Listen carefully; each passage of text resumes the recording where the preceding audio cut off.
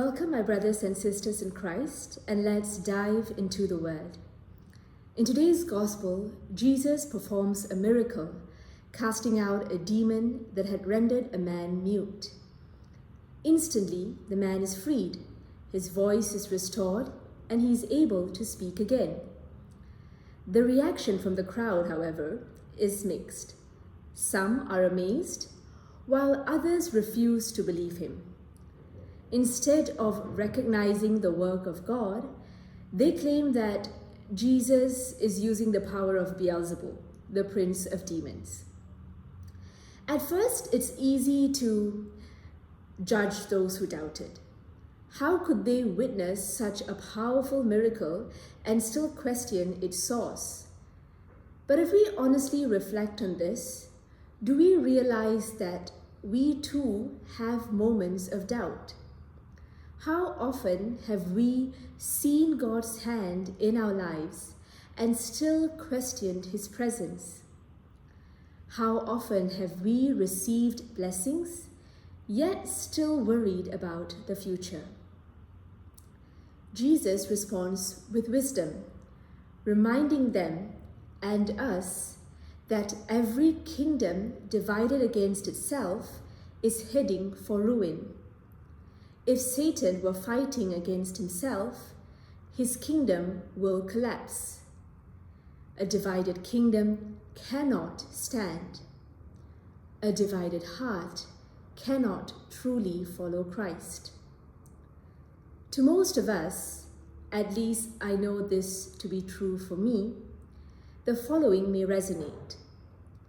There are moments when my faith is strong and I feel deeply connected to God. But then, there are also times when my heart is divided. I say I trust Him, yet I still cling to control. I claim to follow Christ, yet I allow fear, pride, and distractions to take priority. Jesus calls us to wholeness, to an undivided heart, fully given to Him. Jesus goes on to describe a strong man guarding his talents, a symbol of Satan's temporary power over this world. But then he speaks of one stronger who overcomes him. This is Jesus Himself. He is the one who has come to overthrow the reign of darkness, to free the captives, and to bring victory over sin.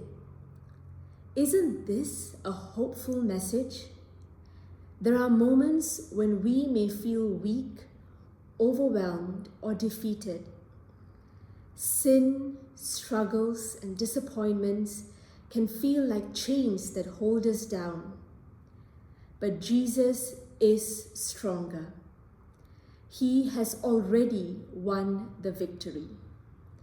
We are not meant to fight alone. Jesus ends with a strong message. Whoever is not with Him is against Him. These words leave no room for passivity. There isn't any neutral ground in our spiritual lives. Either we move toward Christ or we drift away. This is a big challenge. We often think that as long as we don't actively reject God, that means we are doing enough. But Jesus calls us to more. He asks for our whole heart, our whole lives, and our entire commitment. I'd like to share some questions that we could reflect on, especially during this season of Lent. Am I allowing the worries of the world to divide my heart? Do I live my faith fully, or only when it is comfortable and convenient? Do I let Jesus, the one who came to overthrow sin and darkness, to fight for me? Or do I try to rely on my own strength? And finally, am I truly with Him in my daily choices, in my words, and in my priorities? Remember, my sisters and brothers, faith is not just about avoiding sin. It is about actively choosing Christ every single day. Have a blessed day ahead.